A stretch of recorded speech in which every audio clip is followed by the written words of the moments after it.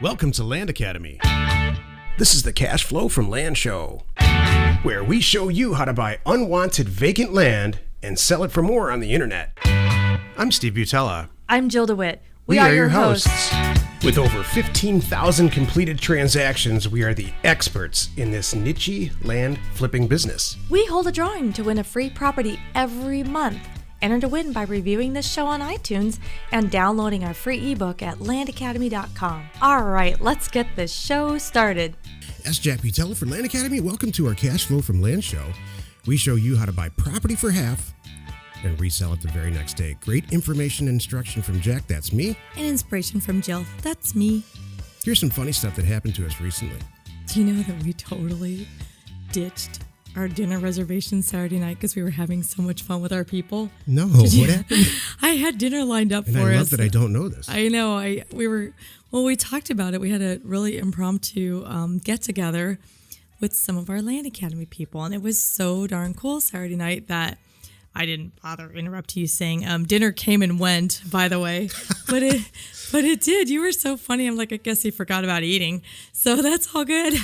So here's the backstory on this. One of our competitors, Mark, the guy that he was my very first student back in the late 90s, when we didn't even have Land Academy, not even close. He had a live event, and several of his people, I guess they're members, some not members of ours. Ours, yes. Contacted us and said, hey, we'll be done with him, and we'd like to meet you guys. So we did. I had a great time. We had so much fun. I guess we had dinner plans with people I didn't even know about it. No, it's all good. I funny quietly stuff. Took care of it. We had a blast. I had to drag you out of there. I'm like, okay, it's getting late now. And some of them were on East Coast time. Seriously. We're getting all kinds of nice notes. Lots of nice notes from all the people that showed up for that. Thank you. It was awesome.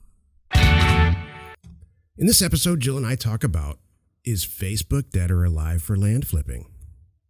Jill, great show today. Before we start, let's take a question posted by one of our members on successplant.com, our free online community. Okay.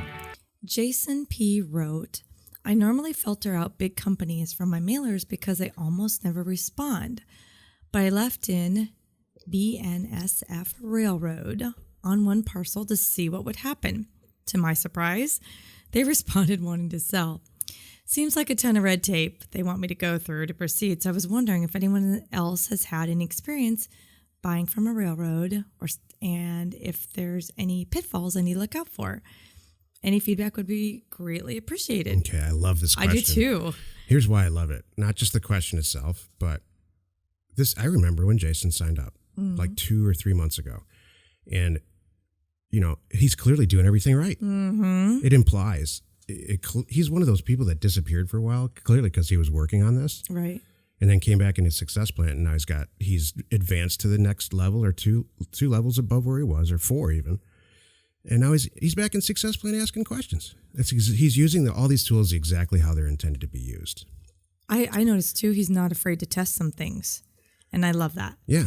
Not afraid to take on a transaction like this because he's there now. He's done enough little ones. He's opened up to this stuff, so it's good. So in the Cash Flow from Land program, I talk about the 3 main sources of buying rural land, and one of them is large corporations. So truthfully, I remove, even on our mailers here at Landstay, our regular land company, I remove large companies too.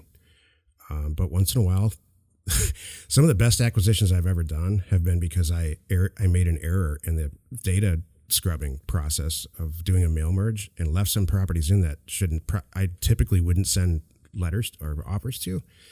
And it turned out it was the greatest mistake ever. We bought property that was way more worth what we paid. So, and it sounds like that's what's going on here. My recommendation to answer the question directly, Jason, is continue down the road and see what they have. Railroads don't typically own tiny little pieces of property, and they don't typically own one. So while there's probably a huge board approval process and it could take months, maybe even longer, what the heck? Mm-hmm. I think it'd be fun to stand up in front of a board. Hey, you know what? Jason, if you want my help, let me know. I'll stand up in front of a railroad board and, I don't want to hold your hand through the transaction on all the small details, but if you get to a point where you're speaking to the divestiture or asset removal group at the railroad, I'd be happy to make you look great. Can I add to that? Yeah. Oh, maybe Jill will come too. Oh, here we go. This is what I want to add. Stephen, Jack. Oh my gosh. I know. One of the things that I really appreciate you is, and I really sincerely mean this, is how giving you are. However, I don't think that you fully realize that there are only 24 hours in a day. No, I'll meet with the railroad. No, if we had a video on right now, you guys would have seen me just shoot him a look like, so are you really going to show up? I love that you want to help, but no, I'm not going to. How are we going to fit that in? Well, that's what I said, Jason. I'm really not going to hold your hand through the transaction. We have hundreds and hundreds of members now, right? And we really are devoting and hiring new staff all the time to help as much as we can. Mm-hmm. But the hand-holding portion of this is probably over. So, but I would still like to stand in front of the board of a railroad and convince them why they should sell all of their property that they're not using at all for 30 cents an acre. Very good. That is a good use of my time. There you go. Partner, Jill. Yeah, no, and that's okay. No, it brings up a good point. If the railroad's hanging on to it, like, are we really going to expand? Let's be honest here, folks. Right. I think it's kind of sad. Hey, all kidding aside, what big companies like this usually do, and by the way, one of the best large deals I've ever done was with the Nevada Land Company. It's in the cash flow from land program. I talk about the deal. They retain the mineral rights, which are more valuable to them than the actual real estate. And I'm sure that's what's going on with the railroad, because they're not going to expand. They don't need the railroad the railroad's not going to use the land to build more rails on. They're probably mineral rights, leasing mineral rights and things like that.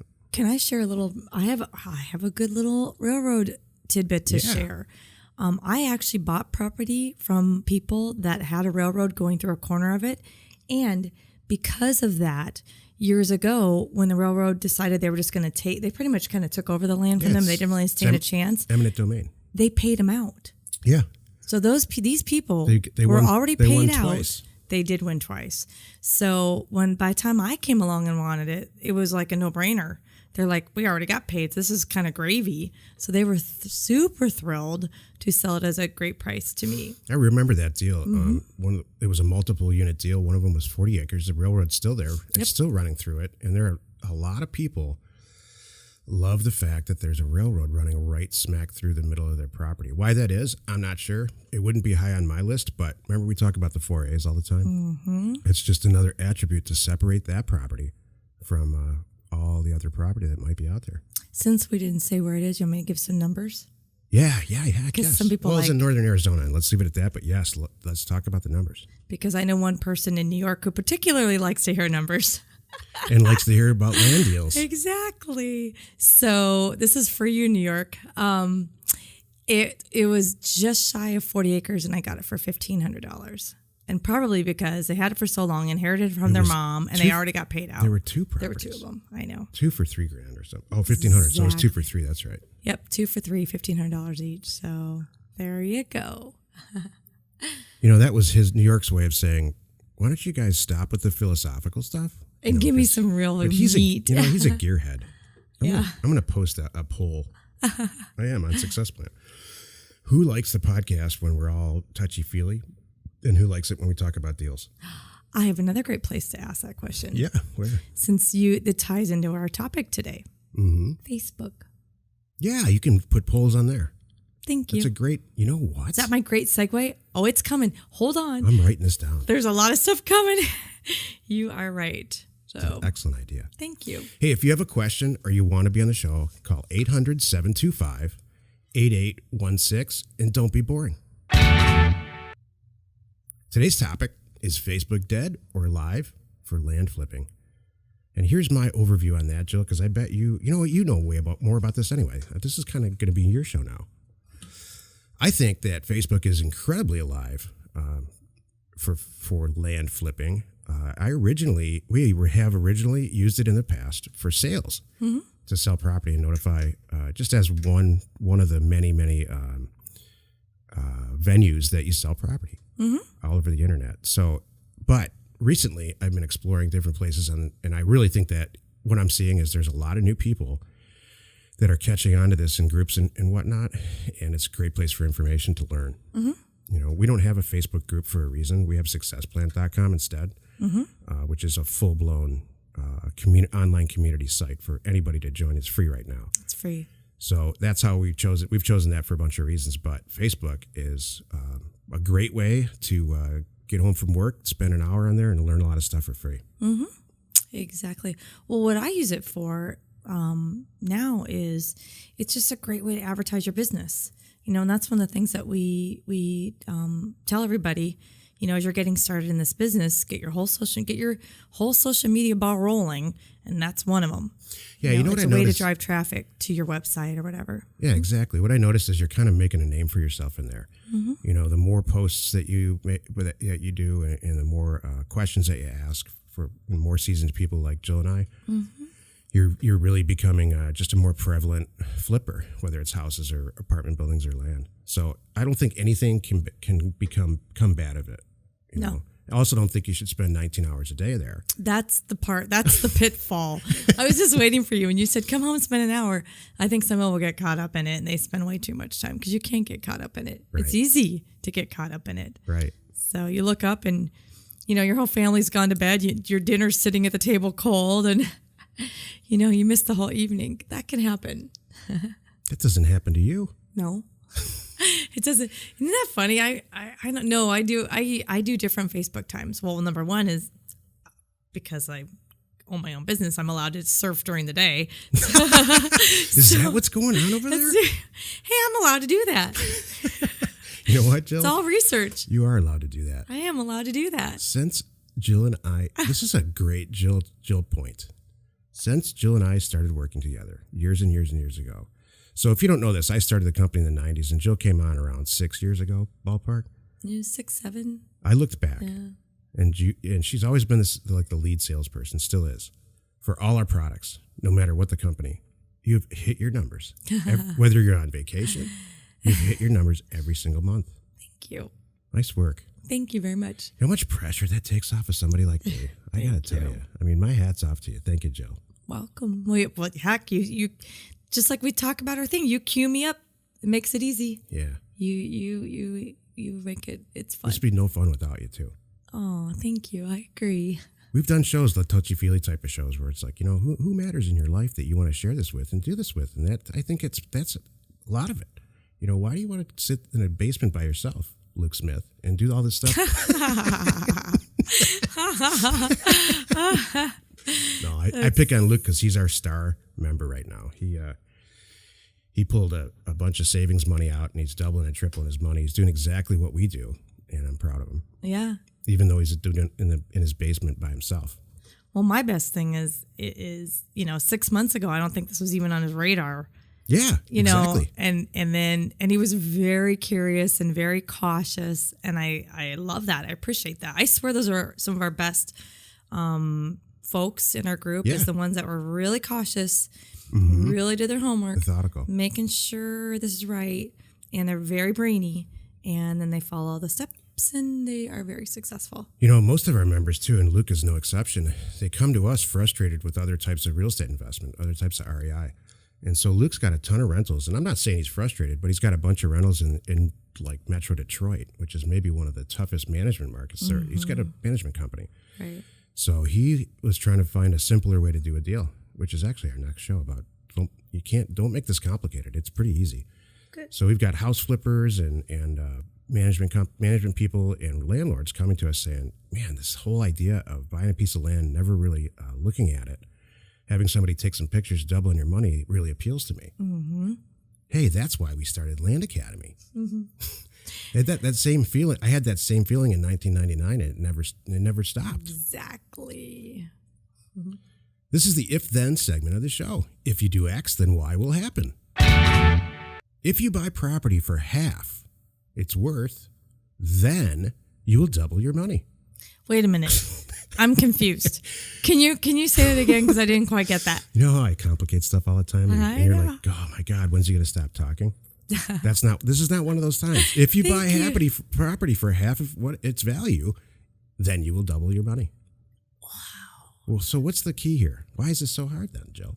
It must almost work for everything. I have to think about this. So what if you send 2,000 offers in the mail to house owners who don't have mortgages for half, and one of them signs it and sends it back? and then you resell it to your buddy, like we do. Oh my goodness. Then you double your money. Exactly. And is it more complicated than that? I don't think so. I don't think so. It takes some organization, the right people around you, even if it is you in your basement, and a set of kahunas. even if you're a girl. You used the right term. Is kahunas correct? I don't know. Remember, Huevos. I used the wrong term the other Is this time. still rated G now? I don't know. If you have a question or you want to be on the show, call 800-725-8816. And have an upbeat personality, please. Jill, do you have some inspiration today? I do. So, my question to you is, are you doing the same things every day and expecting different results? Are you asking me? Yes. No, that's the I heard everybody's heard this at some point in their business career. That's the definition of insanity: doing the same things over and over and expecting different results. I know, but it's worth bringing up again No, because it's sometimes absolutely worth it. People are rolling through business. They're rolling through their day. I see them. I see them occasionally when I'm on the freeway in LA in the mornings, which is not that often, but I can see them. You could see the look on their faces, and you could just tell that this is their daily commute and their daily thing. Seriously. Sounds like a late night commercial. Are you doing the same things over and over every day and expecting different results? You need Jet Dry. I knew that was coming. Well, okay, make fun of me if you will, but I think it's worth. You know what? It's sung to me today. I'm like, you know what? That's a good little reminder. My point is, you got to do something different to get different results. Period. Yeah, but you have to. It's a mindset. You have to men are famous for trying to just set it and forget it. Gosh, yes, you are famous men for that. Seriously. You have to keep an open mind. Yeah. Do whatever it takes, but you have to. There's constant adjustments that have to go on. Yep. If you're really smart about it and you're methodical about it, which is what I try to do, you work the portion out in whatever you're trying to start up or go through. You work it out. You hire somebody to put them in place to kind of manage it a little bit and report back. And you, the owner, move on to the bigger picture stuff. So, no, Jill, to answer your question, Jill, yeah, you're right. If you keep doing the same stuff and the results aren't any different, I mean, by very definition, you shouldn't be doing the same stuff all the time. There's tasks that need to be repeated over and over again, like mailers and things like that. But you have to adjust. Well, you know what? I'm really glad you brought this up. This is hands down my favorite part of the show. Well, you know what? Here's my take on it. I'm not even thinking that far in advance. I'm thinking, I'm in my day-to-day commute going to my same job that I can't stand, or even I like, and it's okay, but there's just something more for me, and I need to get out there and do something. Well, God, you need to start doing it then. If you're going every day and you have these goals to do something, then start taking those steps, whether it's showing up to the gym because you want to have that beach body, or you need to start going to REI events or some kind of because you want to have that beach bank account. With the beach bank account. Oh my God, that's the title of a book. Oh, beach bank account. That's awesome. That is now get the bank account that allows you to go to the beach every day. Beach bank account. That's a book title, Jill. That is fantastic. I love it. So anyway, my point is, if you want your beach bank account, you might need to do something different, even one night a week, and then add something on the weekends. I don't know. You got to work at it. Just keep an open mind. Yeah. And expect change. Make change. Join us in another episode where Jack and Jill discuss how to use information, that's me, and inspiration, that's me, to get just about anything you want. We use it every day to buy property for half of what it's worth and sell it immediately. Get there first. Beach bank account. I think that's awesome. That is really cool. I was trying to think of a BBB. Beach bank balance. Ooh, beach bank balance. Now both I are good. Got that. Hey, that could Welcome be to our brainstorming session. BBB, beach bank balance. Could that be the name of a boat? It could be. I don't know. Beach bank balance could be the name of a boat. It's kind of a long name. I don't know how we'd fit that on the back there. Beach balance. Beach balance. That's not readily. We'll figure this out. Beach balance. There's something That's there. the name of an ebook. I like it. Or something. Beach bank balance. That's really good. That's brilliant.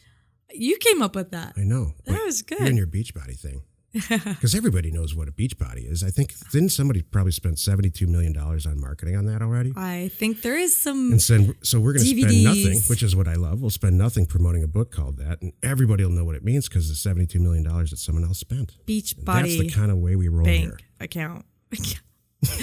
That's the way we roll on someone else's shirt tails. Is that what that is? Get there first. Oh, except for us with advertising. We don't do that. Yeah, if you have a lot of advertising dollars, you get there first and we'll get there second. Yeah. Right behind you. Right behind you. I love it. Every time I go through a budget, I look at advertising, which is zero right now. I know. Because I know it's planned ahead and it just kills me. I don't know why. And I know I'm wrong. We should be spending half of our money on advertising probably.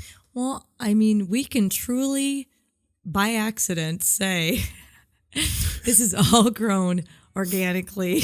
Organically. Word of mouth. Accident. I mean, nothing's I think you can say by accident. The whole thing was a huge accident. It is an accident. I love it.